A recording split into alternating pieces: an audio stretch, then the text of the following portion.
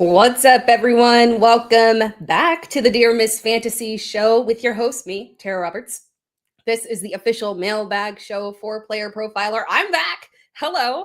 It's been a while. I took a little break, a little off-season break where you will never guess it. You will never guess what I've been doing. I've been doing shocker. Other sports. Yeah, it's been. I do have passions other than football, believe it or not. So, shameless plug right off the bat.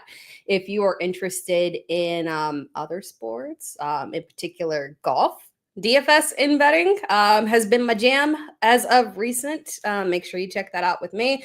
But of course, obviously, my first love more than anything in the world is football. So that's why I'm here. We are back. We are going strong in 2025, and I'm taking your questions live. And the mailbag show, it's always been Q&A, right? If you've been here before, it has been questions on questions on questions, and it will continue to be that. But we're going to make the mailbag show a little bit mailbaggy, a little bit more mailbaggy this season. I've got questions submitted from the Player Profiler Discord. So make sure that you are in there if you're not already in there, because I'll be asking for your submissions on a weekly basis there, right? So we've got some fantastic questions this week on Dynasty value, rookie drafts, and more. And of course, we are live. So if you're in the chat, say hello. And if you've got any questions, of course, drop them and we'll talk throughout as well. But I thought I would start us off with one of our mailbag questions that was extremely timely, because we got a is it a pleasant surprise? I think it is. I think it was a pleasant surprise this week. I mean, I'm not a Dallas fan. I'm not a Pittsburgh fan. You guys know that. But fantasy-wise, I think the news of George Pickens to Dallas was pretty cool this morning. You love to see off-season trades after we've done the draft and free agency and all of that. We have this little gap before camp gets super exciting. So to get this, I mean, this was just a little teaser right here to give us a little excitement heading into the summer here in OTAs and rookie mini camps and all that good stuff. So right off the bat, question from Jesse in the Player Profiler Discord channel. What are your thoughts on George Pickens' dynasty value now that Tomlin has moved on from him? Do you think he'll be on his best behavior? I love the way this question is worded, because obviously George Pickens is an extremely talented guy, right? I mean, the theory with him was that if you can just rein in the personality and get him on track, you know, he's a character, right? If everything could line up, he could be special. You know, the Steelers have done that multiple times. Antonio Brown. And unfortunately, quarterback situation just made the time in Pittsburgh inconsistent for him. So let's talk about this. Let's talk about the entire move and what it does for him. Do we believe in his dynasty value going up? What do we expect from him? How is this going to work out? From right off the bat, from the jump, immediately, I love this move for Dallas, right? When Jerry Jones was giving us little tidbits here saying that, you know, we've got some potential trades in the work and stuff like that. And, you know, he says that, and my response is always, okay, Grandpa. Yeah, sure. But now we get this morning and I'm like, okay, Grandpa, good job. Go, Jerry. I don't really mean to cheer on Jerry, but I can applaud effort there, and I approve.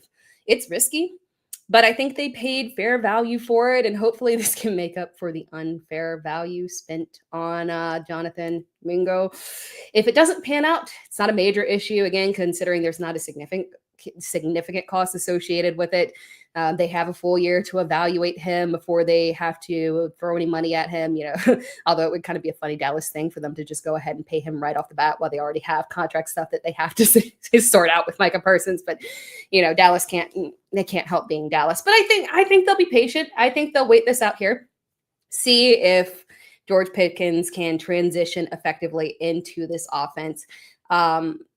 I love it, first of all, before we dive into the behavior portion of it. I love it because he should fit so well with CeeDee Lamb. You know, we need somebody that's a nice deep threat on the outside as CeeDee Lamb is slashing. And, you know, he's got a very usage, right? But they pair up very well together. And that secondary option has just, you know, we had Brandon Cooks kind of fill in the role as best he could for a while. And he was probably as effective as he could be given, age and drop off. He'd been in the league for a long time there, but I feel like we know that that secondary role can have potential there. They just got to have the right person in it.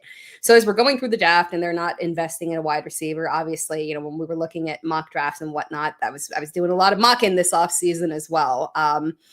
And obviously a very popular one was mocking wide receiver to them. If Ted McMillan had fallen, that was a very popular one. That was a possibility there. I thought it was a possibility that they could go there.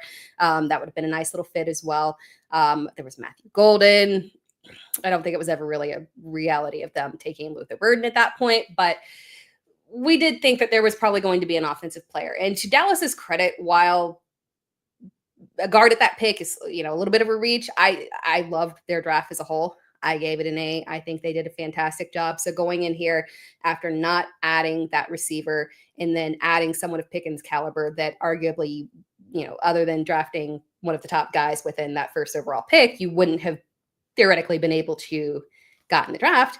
I think it was a solid move here. So if it does pan out in terms of behavior, I like it.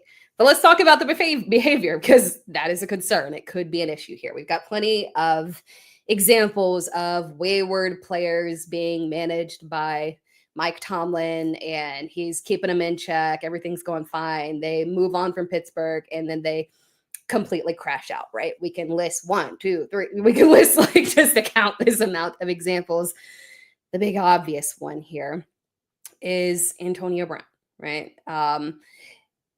I do feel like with George Pickens, and I feel like this was applicable to Antonio Brown as well, we just got into a weird situation in terms of that talent still existing and him just kind of not being able to capitalize on it until he got into Tampa, under a little bit more control there as well.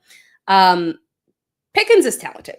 This is not a situation where I look at like a Chase Claypool situation where he never had the talent to be able to transition to another team. You can even look at a Deontay Johnson and say, I do think Deontay is a very talented guy, but in Pittsburgh, he was definitely at his ceiling and the product of a situation where he was getting extreme volume due to the nature of the offense, due to early on, Ben Roethlisberger and whatnot.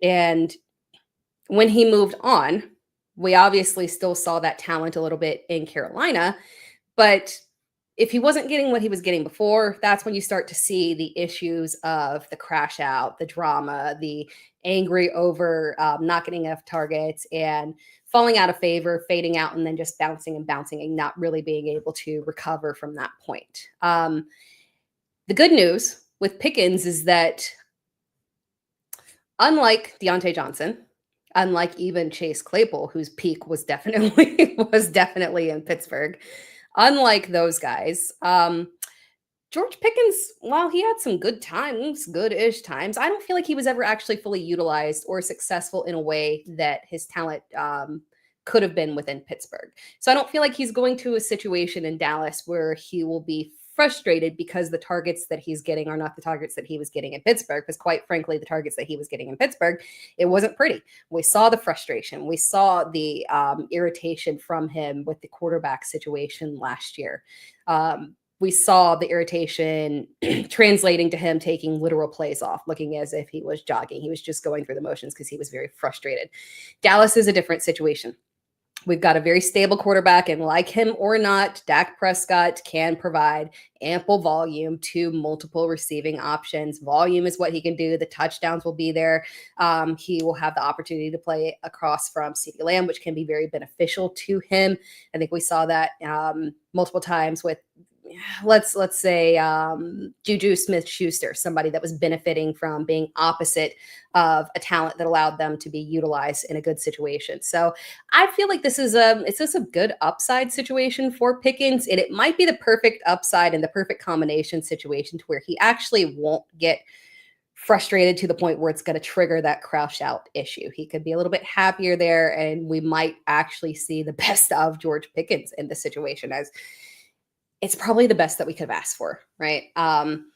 Pittsburgh, hey, it's a little strange. And I think I'll dive into this more in the next mailbag question because we kind of got two really nice paired up here to kind of dive more into alternative options to DK Metcalf in Pittsburgh as well. But just wrapping up this George Pickens situation. Again, best case scenario, if you're a George Pickens manager, you should be happy. I got a text from my brother who in our Dynasty League that we are in together, he was thrilled. He's got DK Metcalf. Shout out to my brother, Jay. He's got DK Metcalf and George Pickens. And so he was waiting for this opportunity of being able to separate them, and having George fall into this situation was wonderful. If you are looking to purchase, you're not a George Pickens fantasy manager, and you're looking to make a buy, I think it's a good time. It's an interesting time to buy, especially with rookie drafts being underwhelming here. Some of those later picks, you could pair something up a second or something, as people are a little bit apathetic to the value that we're seeing in some of these rookie drafts. Might be a good time to make a buy on Pickens if you want to take a chance there. You're not going to have to make a significant investment. So good overall fantasy situation. Lots of positive stuff here. Lots of positive stuff. Looking at the chat here, say hello to people. What's up? Buy and sell. What's up, Brittany, who makes our wonderful graphics? We'll do a question here before we take a little ad break. Ooh, I like this one. Need to know the value of Tet versus Travis Hunter for Dynasty. Who is your favorite late round sleeper, rookie sleeper? So Tet versus Travis, and I say this, I love Tet. I do. I would be happy with either one of them, but I do value Travis higher for the potential of what he could be. It's tough because we know Tet is going to be a true wide receiver one. There are questions around what his ceiling actually is, and we've had comps like, can he be, budget Mike Evans? Does he comp to Drake London? What can he be? I'm a little bit more on the positive side of people that were kind of skeptical in terms of the talent there. I feel more secure in it, but at the end of the day, I do think Travis Hunter is just special. So I am prioritizing him a couple picks ahead, obviously.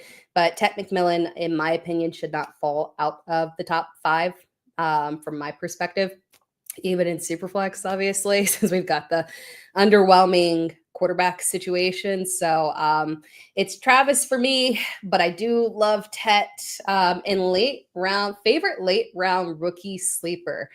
I'm mid-draft right here, and I'm just going to I'm actually going to pull up my queue right now, and because I'm heading into my 3rd round pick, and this one actually goes 6 rounds. So I've got some guys queued up here. But right off the bat, I would say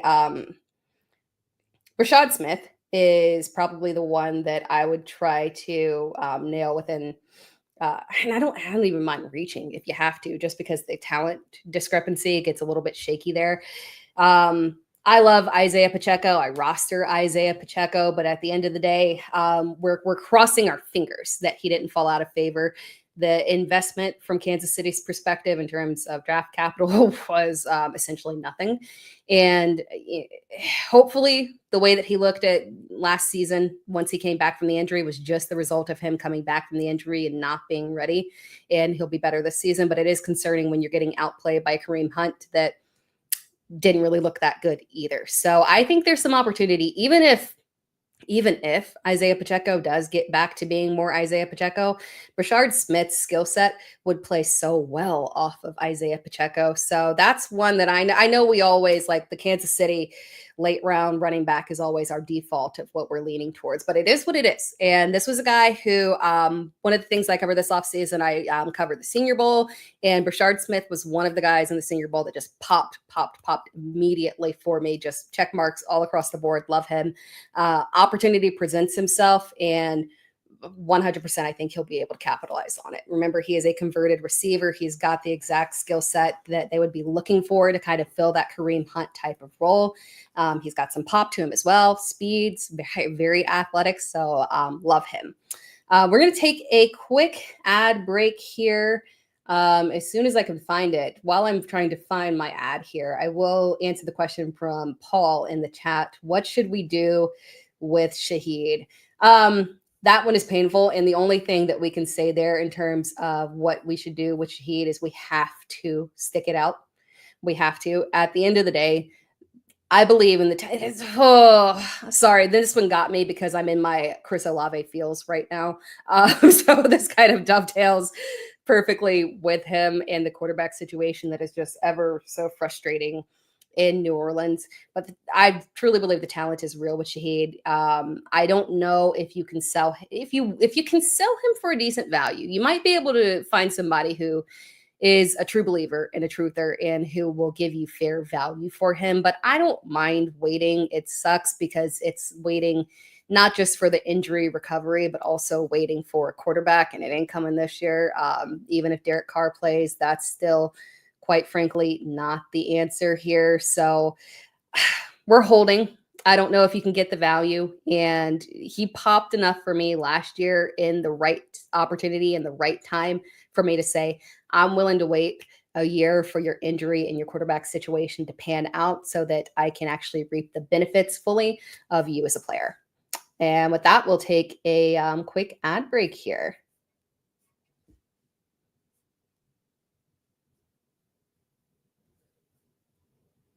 If you play in Dynasty, you need Dynasty Deluxe, our premium package for Dynasty Leaguers. We rank over 300 players, updated every week, all year long. And there's a win now mode and a rebuild mode with superflex and tight end premium controls. And a Dynasty League sync where you can say, sync down all of my sleeper teams, all my FFPC teams, and then you can browse around your leagues for who has needs, and then you can use our trade finder to see what kinds of trades are happening in leagues that are similar to the one I want to do. Then you can analyze trades using our trade analyzer, which balances the lifetime value, which includes pick values out to like 2028. All of that plus the rookie guide $25 value is included. So if you're just in one Dynasty League, Dynasty Deluxe is well worth it. And use your host's promo code, and you can bump up to all in and get $25 off.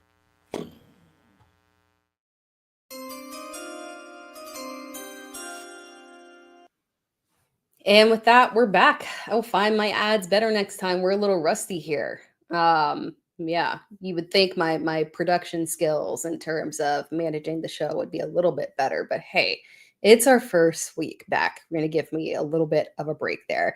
And we are going to dovetail off of the mailbag question regarding George Pickens and go to a very interesting one from Buy and Sell You in the Player Profiler Discord channel. Remember to drop your questions there for next week. Long term, you have to choose one of these AFC North receivers as your ride or die. Both have upside built in thanks to departures, but you can only choose one. And the options are Calvin Austin or Cedric Tillman.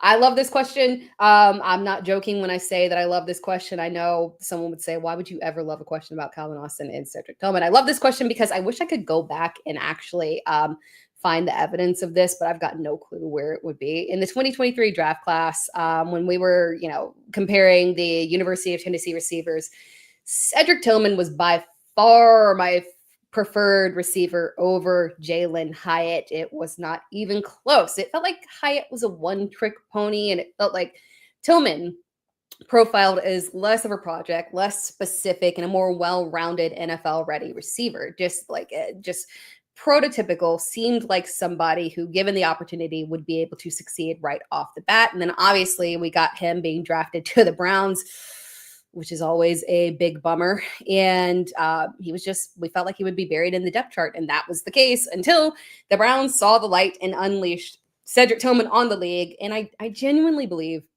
that what we saw wasn't a random blip that we'll talk about in 5 years. Hey, you remember that one season that Cedric Tillman popped? I believe it's real. I do.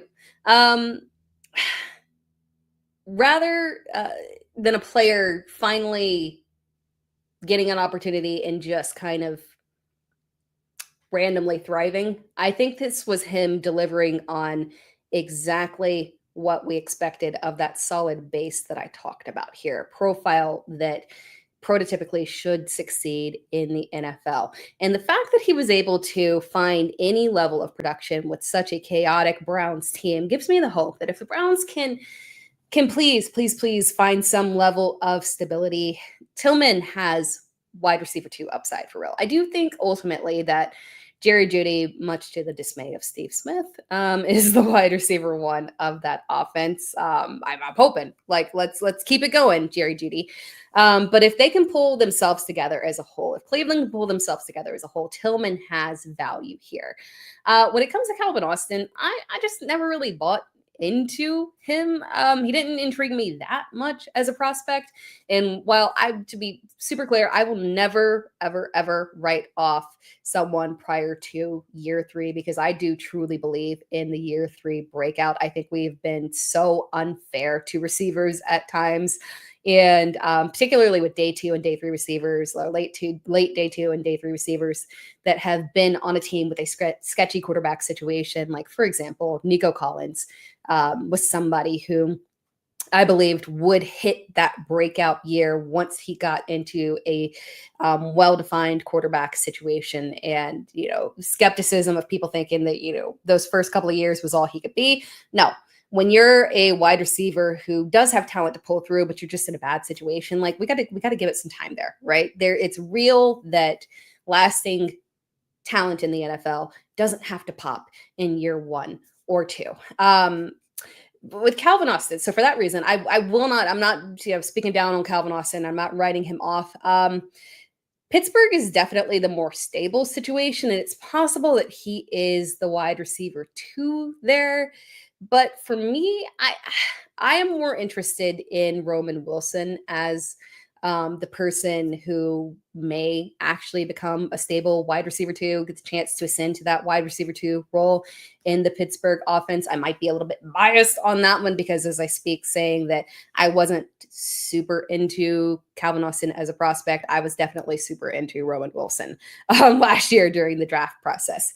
But I'm not the only one that feels that way. Rumor has it, that the Steelers might also feel that way, and that their intention here is to get Wilson to have more reps. Because here's the thing, he was factually dealing with injuries that messed up his preseason and training camp. And Mike Tomlin specifically spoke out on this earlier in the season last year. And the wording was a little bit weird. I should have found the exact wording, but basically he was just irritated with the injury. It kind of felt like he was irritated that the injury was keeping him off the field, that maybe he wasn't pushing through the way that he wanted him to. And quite frankly, he flat out said, like, if you're injured and you're a rookie and you're not getting those reps in practice, those preseason reps, those off-season reps that you need, it's hard to justify putting you into a starting lineup. And if that's his vision, that's his philosophy, it is what it is.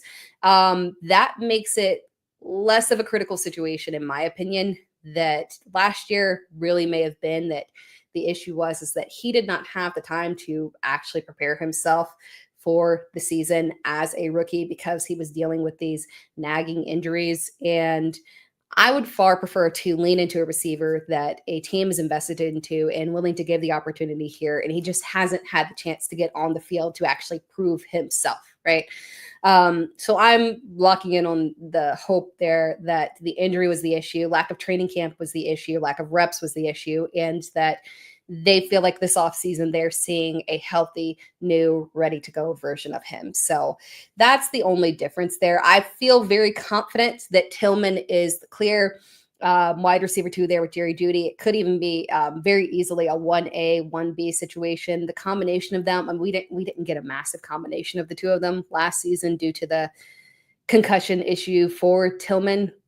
So I feel like that opportunity for Tillman is very much more so solidified, even if the quarterback situation is very much so undefined. And at the same time, on the opposite end in Pittsburgh, I feel like Calvin Austin does not have that position on lock, and there are multiple directions that they could go there. So my upside is leaning into Tillman. That would be the ride or die, and it just aligns with my thinking that I've had for a while there on him and the value for him. Another question here, a mailbag question from the Wilson Way. We've got and this one is rookie picks specifically and strategy. Question is, I've got a stacked team with 6 picks in the first 2 rounds of my rookie draft, including the 101 and the 103. I know I need to send some offers and try to consolidate my team, but my question is, at what point is it okay to lose value in a trade, and how much is too much? If I do nothing, I am dropping serious value to the waivers. Thanks, and looking forward to the pod. Thank you, the Wilson Way. Fantastic question. First of all, congrats to you on the 101 and 103 and your brand new shiny Ashton Genty and the 103. I don't know what direction you're going in because I don't know what your league format is, but third pick is something good, right? Because we're basically stacked up right there where if you're, you can extend it to the 106. I recently did a 106 and got Henderson there. And I was cool with it. I'm cool with it. But the top 5 are really more of my kind of like jam there. It just depends on how you value Henderson versus Ted McMillan. But at the 103, you're getting something solid there. So considering that you are walking away with 2 of the top 3 picks in your draft, I think that alone makes it okay to lose a little bit of value, especially if the other 4 picks that you have, you use them strategically by targeting high ceiling players and you get a little bit creative with it. With picks in this draft, I am okay. I am okay if you're selling off players and losing a bit of value here, because usually if I am trading right before the draft or trading players or picks for that matter, anything right before the draft or during the draft, I want to be pretty even in value unless I am just like aggressively convicted in a player. Then I would be okay in losing value to maybe get a pick to get a specific player or something like that, or trying to just get creative in general. But thus far in this rookie draft season, I have found myself a little bit underwhelmed with the value that I am being offered for picks. And while there is definitely a steep cliff that we face after the 6th pick or so, as I'm looking at trades, particularly for me trading away picks, I am not liking the value that I am getting back. So if I am, the person that is selling off a player for you in reverse, who is taking the picks, you want to sell off players on your roster because you don't want to drop people to waivers, you're going to have to take a hit on value. You're not going to be able to capitalize because I just don't think the market is super hot right now. But that is okay. You look at the value of your incoming rookies, the value that you're getting for these high value picks, the creativity that I was talking about, and how you're going to strategically use the ones that are either, your later round picks or your early second round picks as well, in taking high upside opportunities. And then that makes it okay if you're trading away some players to make room for those players and losing a little bit of value because you're valuing what's coming in and you're getting what you can out. I'm not saying that you should be selling things off for peanuts, but in your case specifically, you're clearly looking to get young here. You're looking to take those high upside picks, and it is okay to take a little dip in value right now to make the trade happen versus having to figure out who to drop. I know it feels weird because then it sometimes feel like you're giving players away. But at the same time, given the fact that you're walking away with some very high upside options there, I'm okay with losing a little bit of value there. Do another question here. Actually, let me check the chat real quick. What's up, Albert? Big Rice Ball has a question. Are we running any mock drafts today? We're not, but that is actually a good question there. And I'm not prepared. I'm not prepared to promote my promo code. I'll have to drop that somewhere. I'll put it out there on Twitter or something. But yes, we're not doing a mock draft today, but I am obviously going to be doing some potential drafts here, and we can be doing them live with Fast Draft, of course. So we can maybe do those live during the show, and you guys can join in with me, or I can just recap some drafts that we're doing as well. So 100% we'll be doing mock drafts this off season. So prepare for that. Could happen as soon as next week for sure. And then question from Paul Vo, will Elijah Mitchell have a big impact or be a roster clogger? Despite the fact that I don't have any shares of, did I say Mitchell? I meant to say Elijah Moore. Will Elijah Moore have a big impact there or be a roster clogger? Despite the fact that I don't have any Elijah Moore shares, and that makes me sad because I do love Elijah Moore. I do try to invest in him in deep redraft leagues, and I probably will this season, and just best ball and taking chances and stuff like that, because I always like to look back to the rookie season and say, oh, what if? I don't think he'll have a big impact, but I think the opportunity is there, because it's funny. I was actually looking through the Bills roster because, like it or not, or the Bills receiving core really, like it or not, they are what they are, and the Bills clearly believe that that is the ultimate direction that they are heading there. It's very reasonable that we could have a leap from Keon Coleman. They obviously feel secure in Khalil Shakir, paid the man.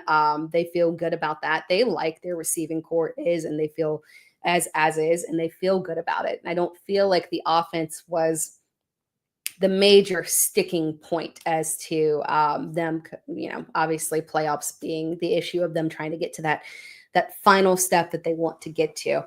But they like this receiving core. Elijah Moore, I think, can have a role there, but him having a significant impact, no. I don't see it happening, unfortunately, just because I think it'll continue to be a situation where everything is just kind of spread so evenly, and then all touchdowns running through Josh Allen and James Cook as well, because he's still fighting for that contract, and I don't know if we're going to get it before the season starts there. So when we're looking at that situation, we've got so many touchdowns running on the ground there. There's just not enough opportunity. And Elijah Moore, obviously, other than that, rookie season where they were popping in hot, massive touchdown upside, I don't know if that is there. So when we look at that, he would probably need to be a volume guy, and I just don't know if the volume is going to be there. So I like the possibility of what he could be, but probably not the most high upside situation, unfortunately. We do a mailbag question from Coach Retzlaff. 1. How are you handling dynasty values of Ashton Genty and Devon Achane compared to how you might handle redraft and best ball leagues? Is there a price difference? It's funny. I feel like I've got an interesting perspective on this one, because last year I was a Achane or bust truther. And I stick by that. I was extremely steadfast in rostering him. I had him in Dynasty. I was aggressive in both redraft and best ball for him. Obviously, best ball probably worked out a little bit better there, thanks to him. But overall, it paid off. But in Dynasty and redraft, it was just a little bit frustrating sitting there through the realization that the Miami offense is just so aggressively dependent on the health of Tua Tagovailoa. While theoretically, this is the case with most teams, right? It's just so drastic with Tua. And that does influence my perspective in how I'm treating Achane, who has one of the highest ceilings of a running back and is very comparatively close to Genty in terms of rankings in theoretical value, but it's just in a little bit different of a situation. It's weird because we know what Achane can be, but we've got this lingering issue overhead. So in Dynasty, in terms of ranking, there's honestly very little difference between Achane's ranking across, or in not just in Dynasty, in rankings in general. There's very little difference in Achane's ranking across different league types. I think the difference is very mild compared to the way that they were last year. So I'm not really seeing any massive differences in value in terms of redraft versus Dynasty versus best ball with him. But when specifically comparing Genty to Achane, the only difference is that Genty's redraft ranking has not caught up to where it should be once we actually hit redraft season. And that is simply because people are not updating their rankings. And I'm not looking down on anyone, because that was definitely me. I'm one of those guilty people. I'm sorry if you're looking at my rankings online. They're not up to date. As I said, I've been deep in the golf weeds, and I need to get those updated ASAP. Theoretically, what we are going to see is that the main difference in Jinty's ranking, the rankings between these two guys, is going to be in redraft and best ball. There's going to be basically a flat round that separates them in both formats. And I think that's very justified. We'll consistently see Jinty as the round 1 pick, and we will consistently see HN as a mid round 2 pick to early round 2 pick. And I am a-okay and on board with both of those. I don't feel any lack of comfort. I know we get sometimes carried away with rookies that are going in the first round. It's happened for us before with Bijan. It didn't happen with Brees because of the injury recovery, obviously. But it happened before with Bijan where we pumped him up. But I feel like we should feel very secure in the Vegas situation and the volume and everything that is going to be uncontested with Jinty. And then HN as a second round pick is just it's money, right? So when we're talking the difference between these two guys, the big difference is in dynasty value. That's the difference that I'm seeing there, and the one that I want to key in on. While they're extremely close in dynasty rankings, there is a big blatant tier difference between the two. And from that perspective, the big takeaway that I have is that pricing wise, there is 0 point right now in selling HN because their tier gap makes it a value issue, unfortunately. We're talking about an RB3 versus an RB5. Generally speaking, I think that's kind of how it evens out, and how people, there's mild adjustments there, but generally speaking, that's how people feel in terms of the ranking. But the gap in value in terms of perception is pretty aggressive. Again, as somebody who rosters HN, it's just, that's the big issue with me in terms of how I'm valuing him. Jinty is about as high as he can possibly be right now. Obviously, you can always go higher, technically. He could be legendary, but it's super high right now. And then HN, despite them being very similar in rankings, there's just a massive gap there in value. I actually think that HN can see the biggest rise in value this season. Miami is clearly honing in and focused on trying to find a competent backup, like please, Lord, because they need someone that can keep that offense functioning when Tua, if and when Tua is injured. If they succeed, be that with Zach Wilson or Quinn Ewers maybe coming through there. Hey, I'm just looking for a competent fill-in that can actually make the offense continue to function in a way that we can get a full season of HN in a decent offensive situation, no matter what happens to Tua. So don't be shocked if you see if this actually does pan out and they do find a solid backup quarterback here, and you see an aggressive leap in value for HN, considering that would be arguably 3 years of us seeing verifiably he has one of the highest ceilings in the league. So that's how I kind of see the value difference for them, and who I kind of lean towards just watching in terms of that perceived value that we have going forward there. Let's see. We have let's do one more question here from the mailbag. Who is a veteran player do we have 2 more? No, I think this is the last one here. Who is a veteran from Chev? Who is a veteran player that no one is talking about, that you're seeing, that you're not seeing other analysts talk about? I feel like, and obviously this is not some kind of obscure reference, but I want to answer this with someone that I feel like is being overlooked and not talked enough about positively. I feel like there's not enough positive Ricky Pearsall talk. And it's interesting because theoretically, he should be the wide receiver 1 in this offense for a decent portion of the season. I too love Jelon Jennings, but I kind of feel like once we get into the season, a full off season of no gunshot injury, fully being able to have that full off season and head into the season as the wide receiver 1. I feel like Ricky Pearsall is being overlooked here. We've got Brandon Ayuk recovering from an ACL and MCL injury. It would be very lofty of him to start off the season healthy. It just doesn't seem like a realistic possibility at this point, especially given the fact that we know San Francisco is viewing itself not in a rebuild in the traditional break it down, tear it down instance, but in a reset kind of situation. Like, hey, we've got to redo, refocus, and revamp the roster here. And you can kind of see that approach in who they let go this offseason and the way that they drafted. We have to remember that when you add that in the fact that this is a multi-ligament injury, more than likely we're going to see Ayuk starting on the pup. If we see him in probably mid-season, just given based off what we know, right? And then again, given based off what we know in terms of players, we're talking about a player coming off this injury, probably not typically looking like himself right off the bat here.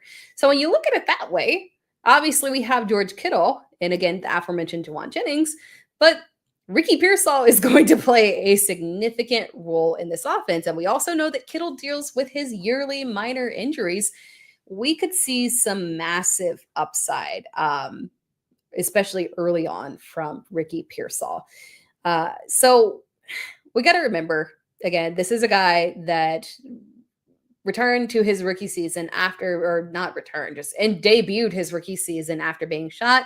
And then at the end of the season, week 17 and 18, Detroit and Arizona, he showed significant promise. 8 receptions, 10 targets, 141 yards and a touchdown against Detroit, 6 receptions, 8 targets, 69 yards and a touchdown against Arizona. Also, remember, Arizona's defense doesn't get the credit that it deserves for the leap that they made. And obviously with the defensive-minded head coach, they made a clear leap in the back half of the season. That was not the same defense that was getting torn up earlier in the season, or the way that we remember Arizona's defense. They were a lot sturdier. So the fact that he was able to do that was also very positive as well. So we also should note that there were a couple of carries in those games as well. So Debo gone. If they still want to keep this philosophy, we did kind of theorize and speculating when Pearsall was drafted that the 49ers would retain Brandon Ayuk, move on from Debo Samuel. That was the expectation. And it's come to fruition. I don't know why we're not leaning into the opportunity here. We know that Brock Purdy is working on a contract and he's a very capable quarterback. And the mid portion of the season, there was kind of some shaky games where he was working through an injury. But overall, it was on par with what we've seen from Brock Purdy in terms of volume and what to expect from him.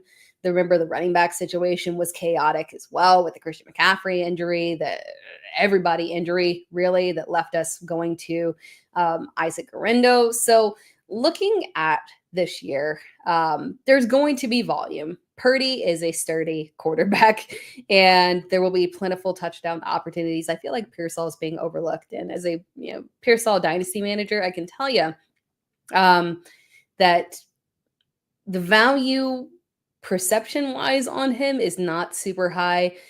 So you might be able to get him at decent value as well. At the very least, he'll be playing opposite of Brandon Ayuk, who is a fine receiver, but typically hasn't been that volume guy. So I would expect Pearsall to continue to be more of a volume player there, playing off of Brandon Ayuk, going into more of that role that Debo Samuel had. So we got to lean into it. We got to lean into it here. But I appreciate you all joining in. Thank you guys in the chat. Shout out to Buy and Sell You. Shout out to Brittany. Shout out to Paul. Shout out to Albert. Shout out to Big Rice Ball. Shout out to A1. Thank you, everybody, for joining in. And remember that we are back on a weekly basis here. So tune in live. And then also remember to drop your questions. If you're in the Player Profiler Discord, you can drop them there in Dynasty Advice to me. You can also just send them to me directly. If you want to tag me on Twitter at It's Tera Time, ITSTERATIME. to ask me a question for the mailbag show, feel free to do that. That's very simple as well. As a reminder, please be sure to subscribe to the podcast, to the Jeremy's Fantasy podcast, to Player Profiler, to the YouTube channel, to Player Profiler Now, and subscribe to me at It's Tera Time across YouTube, Twitter, Instagram, TikTok, whatever. It's everywhere, right? Consistent branding here, people. It's Tera Time. Super easy. I appreciate your support. I'll be hanging out with you all off season, and then in season, we will continue to rock and roll. We'll be taking questions, drafts, all that good stuff. Best ball, mock drafts. I mean, we will be going on and on and on. So I appreciate you all tuning in. I will catch you again next week. If you have any questions, send them to me. As always, enjoy your week. Thank you for tuning in. Hey, I want to thank you for being part of this broadcast. If you have any thoughts on it, leave a comment. If you enjoyed it, make sure you leave a like. And if you want to see more shows on the Player Profiler channel, subscribe to it. That's how we know you want more.